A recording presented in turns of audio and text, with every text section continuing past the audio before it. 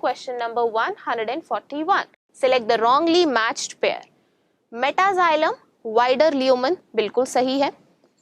Root endodermis lack Casparian strips, ये statement गलत है. दे हैव कैस्पेरियन स्ट्रिप्स, और कैस्पेरियन स्ट्रिप्स क्या है?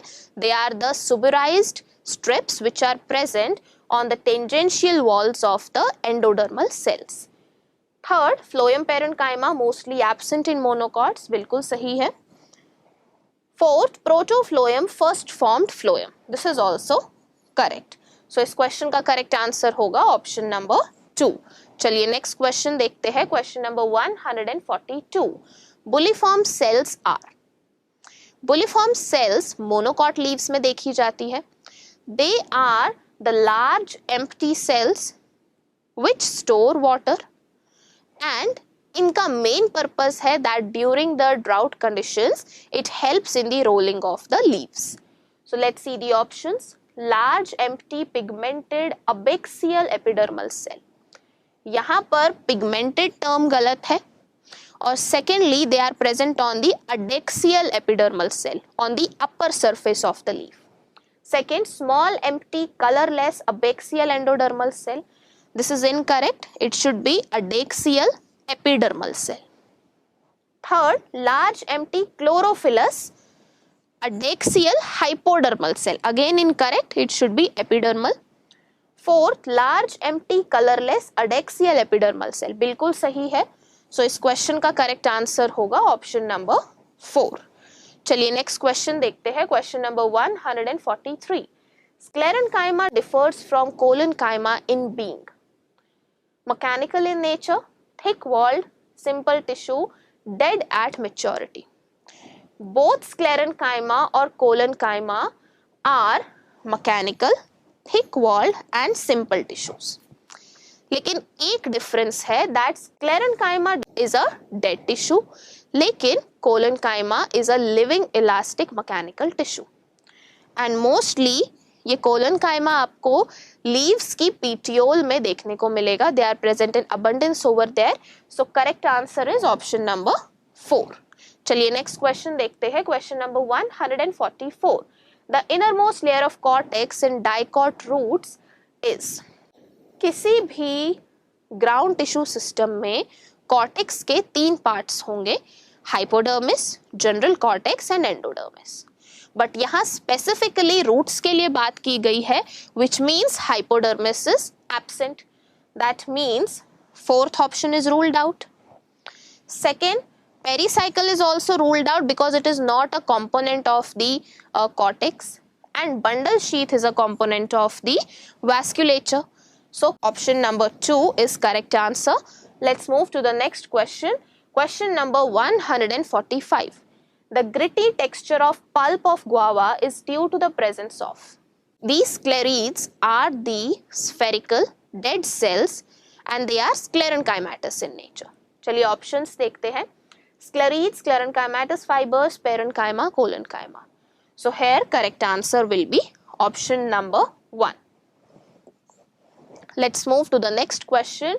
Question number 146. State true or false for the given statements and select the correct option. Centrioles have 9+2 arrangement of the microtubules. ये statement incorrect है क्योंकि centrioles 9+0 arrangement of microtubules show करते हैं. 9+2 arrangement is seen in the exoneme of eukaryotic flagella or cilia. So first is false. B, microtubules form the cytoskeleton of cilia and flagella. बिल्कुल सही है. C, exoneme of prokaryotic flagella is enclosed in a common sheath called central sheath. ये गलत है क्योंकि exoneme सिर्फ eukaryotic flagella में देखा जाता है. Prokaryotic flagella is simply composed of flagellin protein. So, if we analyze all the options, here correct answer should be option number 2. चलिए next question देखते हैं. Question number 147. Which amongst the following does not form a compartment in the cell? Nucleus, mitochondria, chloroplast, centriole. Compartmentalization in the cells is done by the larger organelles which are present in the cells, and most of the time these organelles are single membrane bound or double membrane bound. So out of these four options, centriole is a non-membranous organelle and it does not have any role in the compartmentalization of the cell. So इस question का correct answer है option number 4. चलिए next question देखेंगे. Question number 148.